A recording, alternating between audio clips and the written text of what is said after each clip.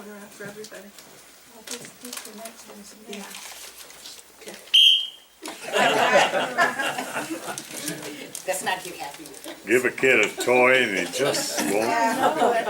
He's a whistleblower. Carl Rising Moore. This plaque is awarded to you, and I'd like to read it. In recognition and appreciation of his undying commitment and energy toward peace and justice in the state of Indiana and beyond, presented on January the 21st, 2014, by the Board of IPJC and his fellow activists. We'd like to award that to you.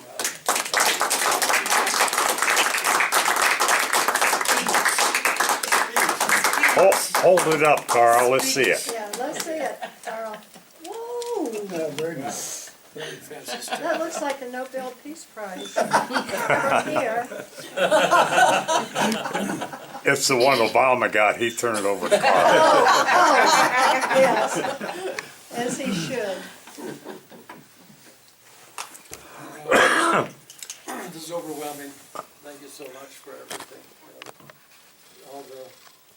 And I've always said, what do we get out of all this work? We get one another. That's what we get. We get one another. We get relationships that you can't find anywhere else.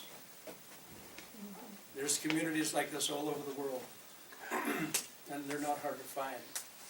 And we are part of that. My greatest memory for Indianapolis was February, help me Jim, 2003?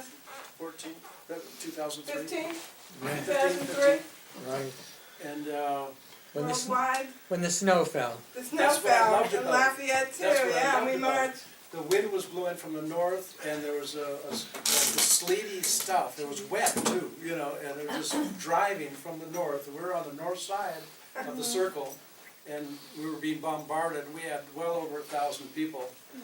And what I loved about it probably the most was how difficult it was, the conditions, and which said that some people say, oh, it's too hot, oh, it's too cold, it's too this, it's too that. And one other aspect is the fact that this was joined in what I believe to be the first instance of a truly global movement. In Tokyo, Johannesburg, in Paris, in London, in everywhere we were on board together, saying, do not bomb Iraq. And I really couldn't believe that they did because of that movement. And now, this whole global movement has started to coalesce and and we have an understanding now about the nature of this beast called American imperialism. It was a very hard thing for me to start using that language because imperialism means that you must be a communist, you know, if you're using the word imperialism. But even the neocons use the word imperialism now. They're saying, yes, we have to admit that that's what we are. We have a global military, economic control of this planet Earth, full spectrum dominance. So if there's anything I'd like to leave behind is that this idea of American exceptionalism and full spectrum dominance is the most dangerous thing that this planet has ever seen. And it must be stopped. I'll do my best from over there. You know, the United States is pivoting to Asia, Pentagon's pivoting to Asia, well, so am I. They put in a base in Palawan in the Philippines, a military base. They're already doing exercises out there because of the Spratly Islands, you know, some competition between China, this and that. The whole idea is to isolate China. They're putting another military base in South Korea, another one in Thailand, with interceptor missiles, which is basically a setup for first strike capability.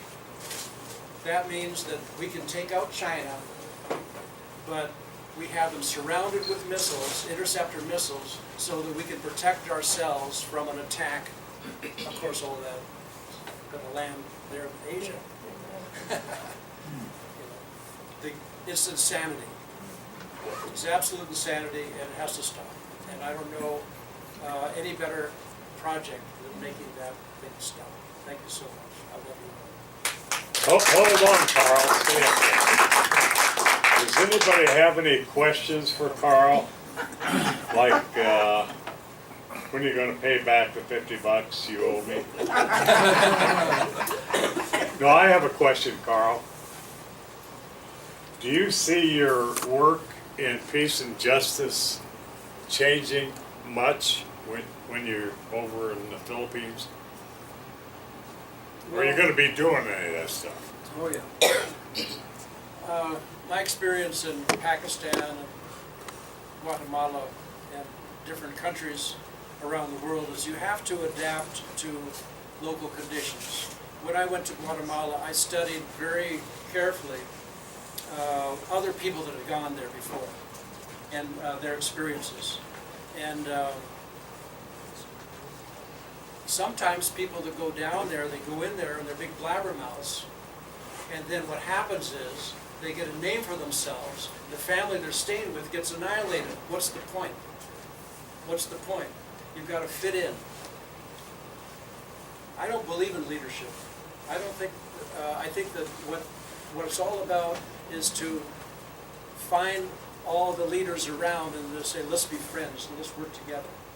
And so probably the first thing I'll do is put a library together of political books. I've got some. And medical books and that type of thing. A lending library in that community and get to know people gradually like that. In the meantime, I'll be over there talking to those people in Palawan, you know, about this military base. There's beautiful people over there already fired up. I never believed I was a leader. You know, I didn't want to really be president of this organization. You know, I would rather work from behind. I think that that's where the real work takes place. Is to try to find people that you can empower and take over our jobs. We need to clone ourselves. So I have a good survival mentality. You know, I can usually tell when I'm pushing it too hard, so I kind of back up a little bit. So you're not retiring completely? No, long We got answer. it, we got it, guys. We got Thank you another. so much for your leadership. I think we Yeah. will be hearing Yeah. about Carl. We'll stay in touch. Indeed. Is that beautiful? It is. Thank you, everybody.